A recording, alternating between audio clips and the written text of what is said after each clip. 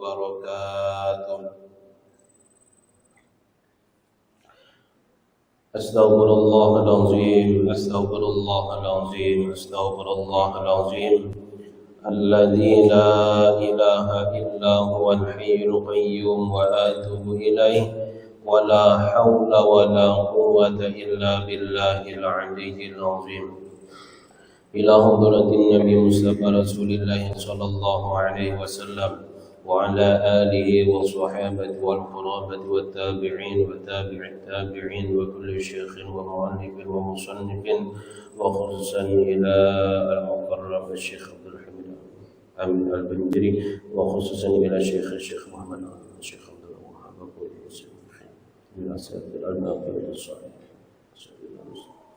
الفاتحة.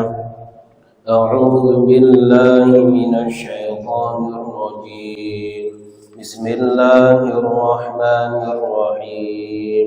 الحمد لله رب العالمين الرحمن الرحيم مالك يوم الدين إياك نعبد وإياك نستعين اهدنا الصراط المستقيم صراط الذين أنعمت عليهم غير المغضوب عليهم ولا الضالين.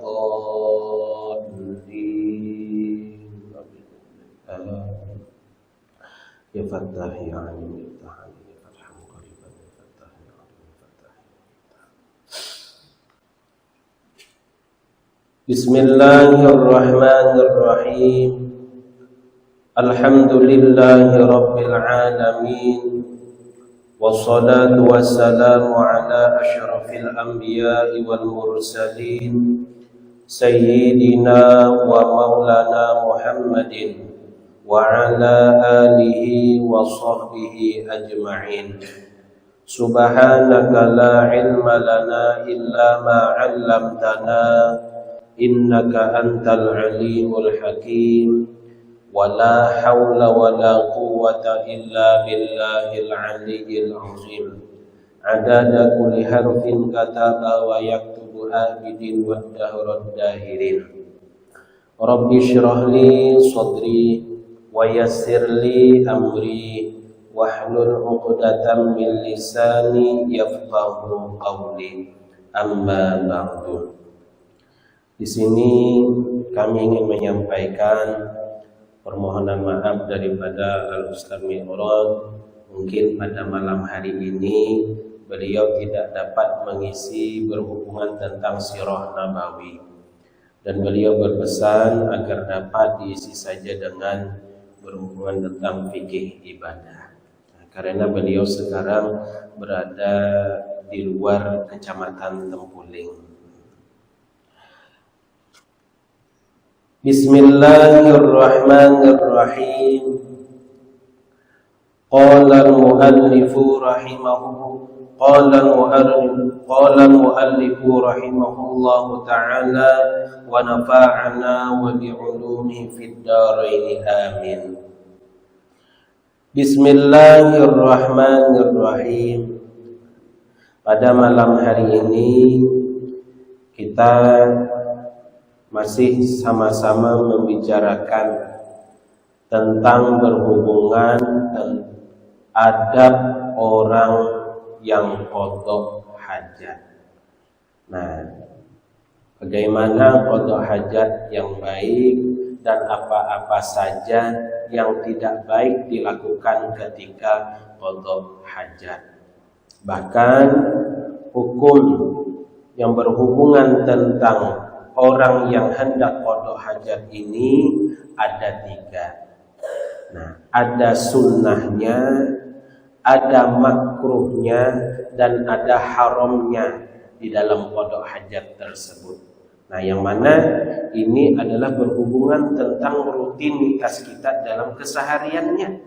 Nah, bagaimana seharusnya kita qada hajat tersebut. Nah, adapun yang pertama yaitu adalah apakah perkara yang disunatkan bagi orang yang hendak qada hajat. Nah, qada hajat ini pula berhubungan tentang orang yang membuang air kecil dan orang yang hendak membuang air besar atau yang dikenal dengan kencing dan berak. Nah, jadi ada beberapa perkara yang disunatkan pada kitab di sini berhubungan tentang perkara yang disunatkan dalam qada hajat tersebut. Pertama, bahwasanya orang yang hendak qada hajat itu sunnah memakai terompah atau sandal ketika hendak masuk ke tempat qada hajat. Nah, jadi sunnah, Pak, jangan kita masuk ke tempat qada hajat itu tanpa menggunakan alas kaki atau sandal. Nah, jadi sunnah, Pak. Jangan kita mulai masuk WC, mulai melepas sandal, itu salah. Seharusnya kita gunakan sandal. Nah, karena ketika kita masuk ke dalam WC, itu bakteri-bakteri di WC itu banyak. Nah, makanya kalau tidak pakai sandal, maka bakteri itu akan langsung ke kaki kita. Nah, kalau kita menggunakan sandal, nah maka bakteri tersebut tidak sampai kepada kaki kita. Nah, makanya itulah salah satu alasan kenapa kita disunahkan menggunakan sandal ketika hendak qada hajat tersebut. Lalu yang kedua, yang disunahkan ketika hendak qada hajat tersebut adalah sunnah menutup kepala. Nah, tetapi terkadang prakteknya kita lihat bahkan di mana saja mulai masuk mendekati WC mulai melepas tutup kepala, apalagi kopiah. Nah, ini mulai mandak datang. Entah di mana menggantung, entah di keran pauduan, kadang di atas pintu. Nah, seharusnya ketika hendak qada hajat itu tutup kepala itu yang disunahkan dibawa ke dalam WC. Nah, jangan ditinggal di luar. Nah, makanya oleh sebab itu, kalau bisa, misalnya di rumah, kita sediakan penutup kepala yang khusus. Boleh saja, misalnya kita sediakan peci yang boleh dikatakan tidak kita gunakan lagi untuk beribadah. Anda di depan pintu atau di samping pintu ketika hendak qada hajat itu letakkan. Nah, bagi perempuan, misalnya bisa saja letakkan handuk kecil untuk menutup kepala. Jangan pulang kena beristilah mencari jilbab yang kena kada juga pula. Jadi letakkan saja handuk kecil untuk menutup kepala supaya ingat, amun sudah di muhara lawang di depan pintu itu penutup kepala insya Allah tak pakai. Tetapi kalau tidak disediakan di dekat pintu, apalagi ibarat bahasa itu kebelat ya, hendak lakas, itu kada tak pakai lagi lah. Tapi kalau depan pintu insya Allah sambil buka pintu sambil memakai. Nah, makanya oleh sebab itu, nah, sunnah menutup kepala. Kenapa alasannya? Karena ada disebutkan di dalam kitab tasawuf, salah satu penyebab orang bisa melamun di dalam WC itu adalah tidak menggunakan tutup kepala tersebut. Karena WC atau tempat qada hajat itu tempat sarangnya musuh-musuh manusia. Nah, terutama iblis. Nah, itu sarangnya lah, kantornya. Berarti kita menuntut kantor iblis itu wadahnya. Nah, bagaimana menggoda kita supaya bisa lama di WC itu. Nah, jadi hukum lama itu apa sebabnya? Melamun tadi. Terkadang di WC itu, Pak, yang kada dipikirkan bisa dipikirkan. Yang awalnya kada ingat bisa ingat. Karena itulah bujuk rayu syaitan tersebut di dalam WC tadi. Nah, jadi salah satu yang menyebabkan tersebut karena tidak ada penutup kepala tadi. Nah, makanya sunnah kita menutup kepala itu. Nah, lalu yang ketiga, sunnah menyediakan air atau batu sebelum qada hajat. Nah, jangan qada hajat dulu hanya sibuk mencari banyu. Lah, kecuali lah dasar di situ mencipuk, di situ juga qada hajat. Nah, lain pulang lah biasanya di pinggir parit kan. Ada apa-apa, mau dasar ada banyunya lah. Kalau kuai masih ada yang di pinggir parit, pas banyu pasang dalam, silahkan kan bawa banyu. Nah, jadi sunnah kita menyediakan air atau batu sebelum qada hajat. Tapi sekarang tidak ada lagi pembalik, rata-rata WC diisi pak surang ini, tinggal putar hidung banyunya. Nah, ini yang kedada. Lalu yang keempat, apabila sampai kepada pintu tandas. Nah, arti tandas ini wadah qada hajat itu bahasa Banjar bang kitabnya pala. Tandas itu WC. Nah, sunnat membaca doa. Apa doanya?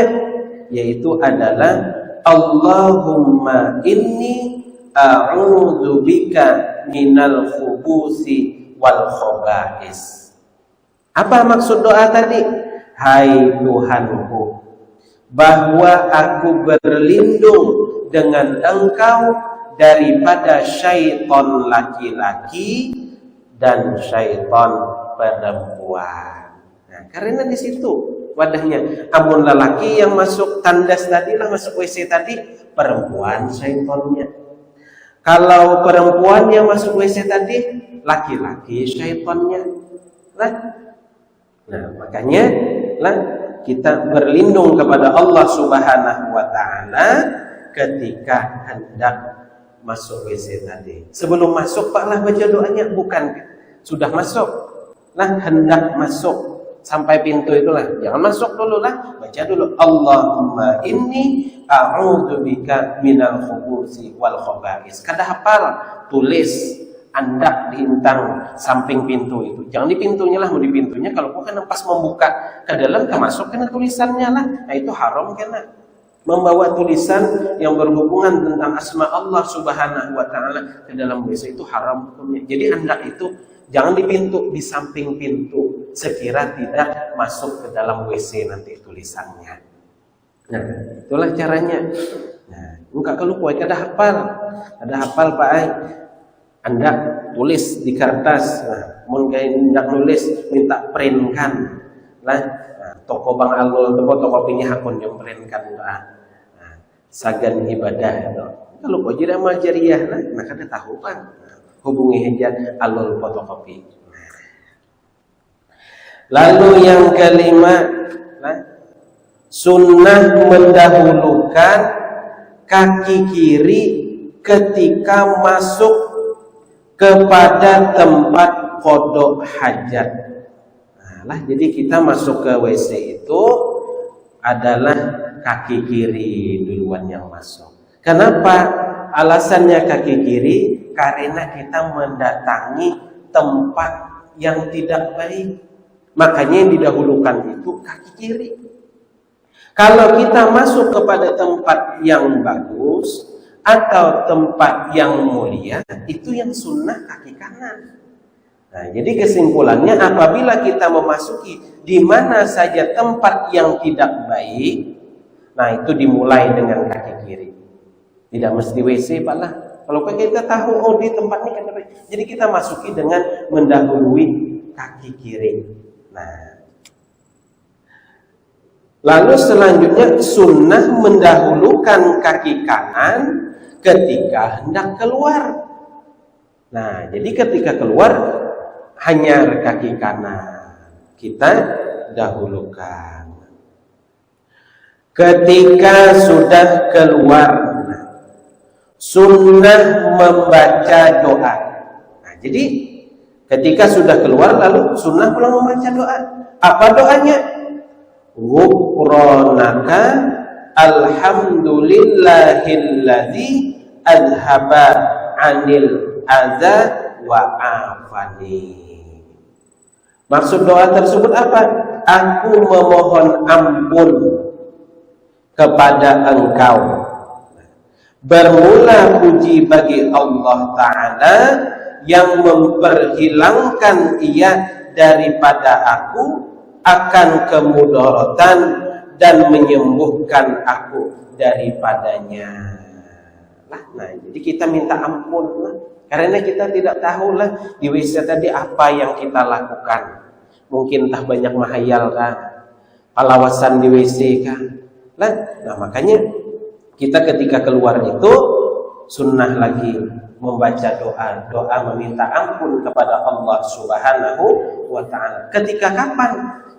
Keluar dulu dari WC-nya. Jangan ketika di dalam WC membacanya. Jadi sudah keluar dari WC dengan menggunakan kaki kanan tersebut, hanya kita baca. Kada hafal, tulis ulang di hingga lawang WC itu. Di atasnya doa masuk WC, di bawahnya doa keluar WC. Kalau lah kada hafal.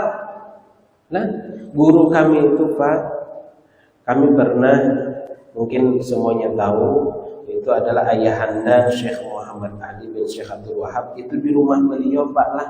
Itu di mana berhubungan tentang ada doa-doa yang sunnah dibaca, beliau tulis di meja makan, tulis beliau di meja makan itu doa makan, doa sesudah makan lah.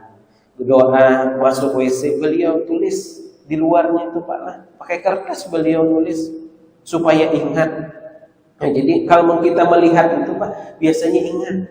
Terkadang memulakan ingat itu karena yang mengingatkan itu tidak ada. Doa masuk rumah ada tulisannya. Jadi oleh sebab itu tidak salah kita menulis itu, tempel di dinding itu. Lalu sunnah diangkat kain sedikit ketika dekat dengan tempat kodok hajat atau tandas tadi. Jadi misalnya kita bertapih, Pak Le. Jadi tapih itu kita angkat sekira jangan sampai kita kodok hajat tadi sampai mengenai pakaian kita atau kain kita. Kita sing-sing orang tu lah. Jangan dihijakan, belambayan aja kalau bukan karena jadi diangkat. Dan sunnah beratkan kepada kaki kiri ketika keluar hajat atau kotoran. Ini ketika kodok hajat itu beratkan kaki kiri. Guru kami itulah almarhum Kiai Haji Ibrahim Martapura mengajarkan itu cara beliau, cara kodok hajat itu Pak lah, itu prakteknya kurang lebih seperti ini Pak. Amun kita biasanya kodok hajat Pak lah, biasanya seperti ini leh. Kebanyakan kayak ini kan Pak leh. Beliau mengajarkan seperti ini. Ini kaki seperti ini, kaki kanan seperti ini. Seperti ini.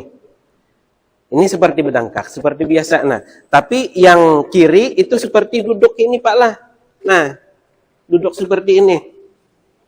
Jadi kaki kanan seperti ini. Pak lah. Jadi seperti itu. Berduduk kayak ini.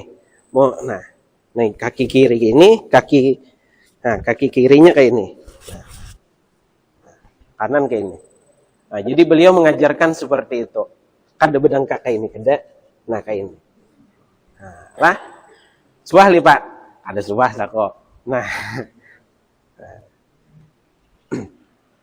Jadi cara duduknya tadi seperti itulah. Kada berdangkak belapak kayak itu ada. Jadi kaki berduduk di tumit kiri hitungannya. Dan ketika keluar kotoran juga beliau mengajarkan, waktu beliau mempraktekkan itu Pak lah, ketika hendak keluar kotoran, tangan jangan digenggamkan. Karena tangan ini Pak, sarafnya berhubungan tentang dubur ini, anus itu. Kalau kita ketika keluar itu tangan dibuka. Karena kalau tangan dibuka, itu akan memudahkan anus itu membuka. Terbuka jadinya. Jadi udah keluar, misalnya kita hendak tutup, kalau digenggam pala itu anus itu akan merapat. Agak sulit jadinya. Makanya mun pas mahajan itu dibuka, jangan digenggam. digenggam, itu kena bisa. Nah, jadi kayak itu caranya Pak lah. Nah, beliau ngajarkan pas mahajan keluarkan, buka tangannya kayak ini. Jangan digenggam kayak ini. Mau digenggam gini ya berbisip. Nah, jadi kayak itu caranya. Cara duduknya tadi seperti tadi, dan ketika hendak keluar kotoran tadi dibuka. Nah, pas keluar udah habis keluar hanya kita genggam pulang, mau hendak menggenggam Pak lah. Nah, tapi ketika keluar jangan menggenggam.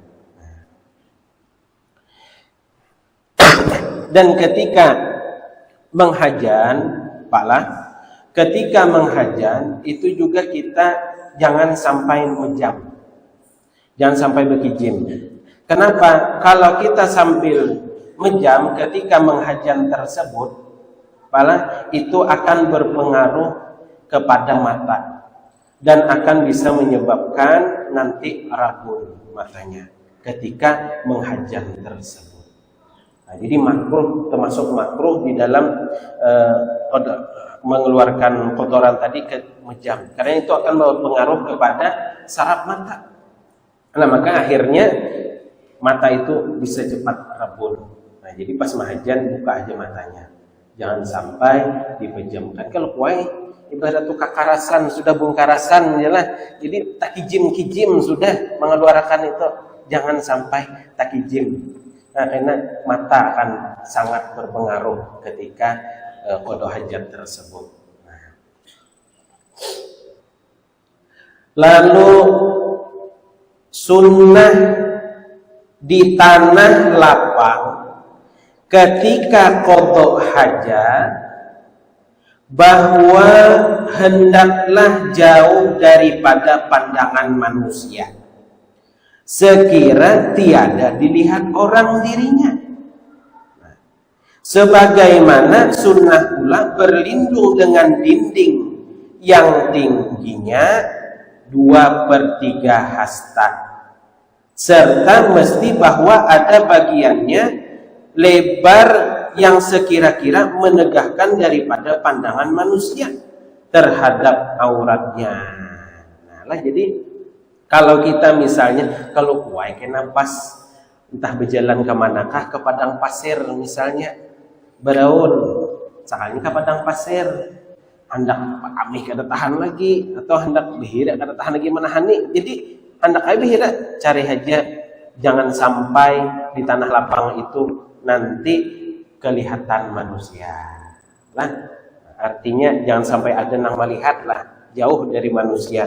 Nah, kalau misalnya ada dinding, nah makanya sekurang-kurangnya kalau bisa kita carilah penghalang, artinya pelindung. Yang tingginya itu sekurang-kurang lah 2/3 hasta. Amal ini Pak lah mulah boleh dikatakan WC itu kan ada lagi nang rendah, paling nang di pinggir parit atau yang di pumpong, yang di kapal. Nah itu ada lagi nang rendah ada WC itulah. Nah, jadi serendah-rendahnya itu tingginya 2/3 hasta. Nah, sepelindungan pinggang lah ketika hendak qada hajat tadi. Dan sunnah beristibrok setelah putus kencing, dan bermula caranya bagi laki-laki beristibrok tadi lah caranya, yaitu diurut-urut perlahan-lahan dengan perut jari telunjuknya dan ibu jarinya daripada duburnya sehingga zakarnya atau kemaluannya. Nah, 3 kali. Nah Pak lah, ini bagi laki-laki nih Pak, maaf Pak lah, agak bahasanya tuh agak kali nyaman lah sih. Nah, jadi diurut Pak lah bagi laki-laki itu. Nah, dari mulai bawah pusatnya sebenarnya Pak lah, dari bawah pusatnya diurut, sudah sampai pusat sampai kepada kemaluannya, lalu diurut lagi seperti itu. Nah, dengan perut jarinya. Nah, tapi dengan tangan kiri Pak lah, dengan tangan kiri. Nah, 3 kali diurut. Nah, dari atas ke bawah. Dan dengan berdehem. Nah, berdehem itu istilah.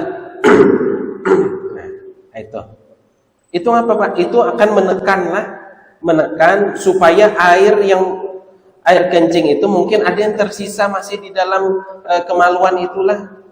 Nah, itu menekan supaya keluar sisanya itu. Ada susupan Pak, kadang-kadang ada. Malahan mengode, berarti ada orang di dalamnya, itulah. Nah, jadi berdehem lah. Nah, bukannya ibarat tuh mau hulur kadang itu caranya lah, sunnahnya kayak itu diurut dari bawah pusat itu. Dan bermula caranya bagi perempuan yaitu dengan menghantarkan segala tepi anak jari tangannya yang kiri sambil menekan ke atas ari-ari. Nah, dengan perlahan-lahan. Nah, ini bagi perempuan, maaf Pak lah, Bu lah, ini mencontohkan dari nah, jadi ini bagi perempuan lah. Jadi dari bawah Pak lah, Bu lah, ada Bapak ada nih Bu. Nah, dari bawah, jadi dari bawah, dari ari pusat juga ditekan karena sudah penutupnya itu pas di bawah itu sampai ke bawah karena kayak itu ibarat bahasa tuh kayak diparah lah. Nah, kayak diparah bagi perempuan itu dari bawah pusat tuh diurut sampai ke ari-arinya itu, sampai tempat kantong kemihnya itu diurut sampai keluar kemihnya tuh dikatup kayak itu. Nah, diurut bala dengan tangannya yang kiri sambil menekan ke atas ari-arinya itu sampai bawah, nah tekan. Nah, dengan perlahan-lahan itu supaya bersih pula, nah supaya tiis. Nah, mohon mempraktikkan secara detail diingkat kami pula, ada ingkat. Nah, itu sesama ibu-ibu aja yang nyamannya. Nah, setidaknya dapatlah gambarannya pula. Nah, lalu, nah itulah perkara yang sunnah ketika qada hajat sebahagiannya Pak lah. Nah, lalu perkara yang makruh bagi orang yang qada hajat. Nah, ini ada beberapa yang makruh ketika qada hajat. Nah, ini hari-hari Pak lah kita gawe. Mungkin boleh dikatakan sehari itu paling kurang 2 kali. Nah, paling kurang 2. Apa yang pertama yang makruh ketika qada hajat? Nah, itu adalah makruh melihat kepada langit atau lalangitan, lamitihi ke atas maksudnya Pak lah.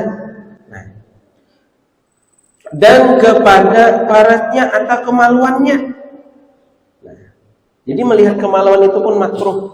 Nah, dan kepada sesuatu yang keluar daripadanya. Apa yang keluar? Misalnya kencing, berarti air kencing. Kalau buang air besar berarti kotorannya kita lihat, nah itu makruh Pak lah. Kenapa makruh?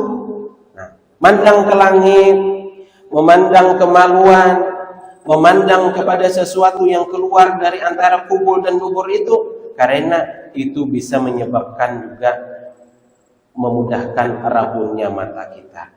Nah, itu kan nang anum lah, kalau kuai karab kena melihat penasaran, itihi banyak keluar.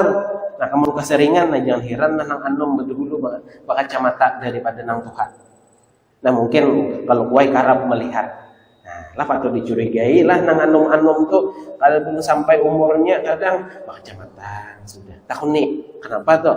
Nah, lah kalau kuai selain sebab alaminya ada. Nah, jadi hati-hatilah yang anum yang sudah berkacamata. Kalau ketika qada hajat karab melihat langit atau karab melihat kemaluannya atau sesuatu yang keluar daripadanya. Nah, lalu makruh bermain-main pada ketika qada hajat. Nah, makruh lah. Apalagi kan wadah qada hajat tuh kadang berdinding daun. Nah, itu macam-macam tangan doh apa dipatahinya. Lah karamian kan hujungnya lawas tah. Nah, lah hati-hati. Lah jadi makruh lah bermain-main dengan qada hajat ketika qada hajat tersebut atau main pas ada cecipuk sambil bergendang. Nah, ada mau lah. Makruh hukumnya. Lah. Nah, cuntang WC digendangi lah. Lalu makruh menurunkan baju sebelum berdiri daripada qada hajat. Nah lah, kalau buai lah pas bertapih belum lagi berdiri, turunkanlah tapihnya. Nah itu makruh. Jadi berdiri dulu, bujur-bujur berdiri, hanya turunkan. Nah. Lalu makruh kencing atau berak pada air yang tenang. Nah lah, pada air tenang makruh lah. Misalnya di sumur, lu di sumur lah, air tenang lah, atau di parit anak. Nah, makruh hukumnya lah. Namun orang bahari intinya pamanli bihira di parit anak tuh intinya. Nah, kenapa makruh? Karena di air itu Pak lah takutnya ada makhluk yang hidup di situ yang tidak kita lihat. Nah, karena di air itu Pak lah hidupnya juga para bangsa jin. Nah, lah jadi makanya makruh. Nah, dan makruh pula pada jalan raya. Nah, kepurunan Pak lamun salat bahira di jalan raya itulah. Kenapa? Mulah sarik kurang. Lah, pokoknya ada nang macal, ada banyak nang menyumpah lah. Kita makan sumpahan dari ujungnya lah. Dan pada bawah kayu yang berbuah. Nah, lah jadi makruh lah. Kalau kita kencing atau berak di bawah pohon yang berbuah, yang mana apalagi buahnya itu kita makan. Lah, makruh hukumnya. Karena itu akan berpengaruh kepada buah tersebut, kepada rasanya terutamanya. Nah, lah. Dan pada tempat naungan manusia, nah, bisa aja kan ada pohon, nah, pohon rimbun, yang mana pohon rimbun itu wadah biasa orang istirahat mungkin lah, atau tempat persinggahan orang akan istirahat, bihira di situ, nah makruh hukumnya. Kalau kuailah kan ada pohon-pohon di taman, kadang pak lah bolah, jangan kita bihira di situ, bolah sarik kurang lah, nah makanya menjadi makruh. Nah, dan pada tanah yang keras.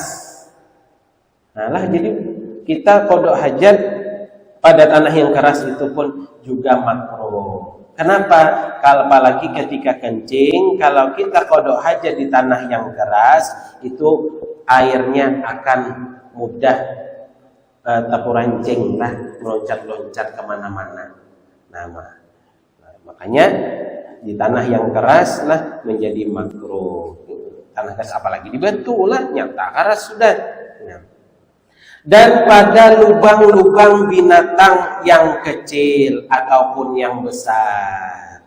Nah lah jadi makruh. Ini teman-teman di pinggir parit kadang ngitihi lubang katam, kami lubang katam nah salah lah.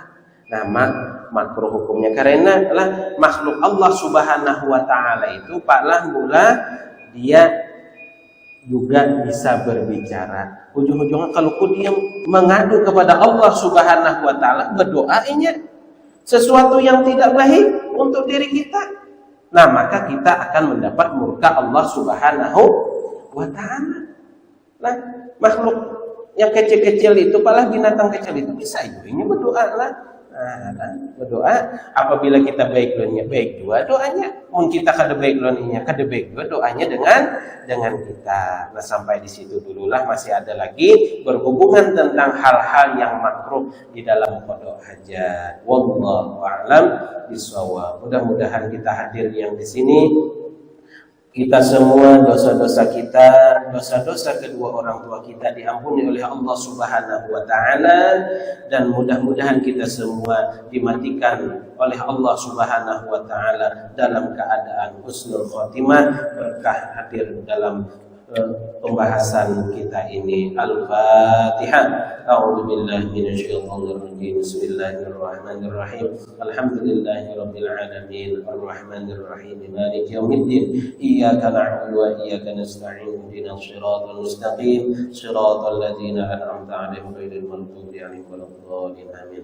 Amin amin. Bismillahirrahmanirrahim. Alhamdulillahirabbil alamin. Wassalatu wassalamu ala asyrafil anbiya'i wal mursalin.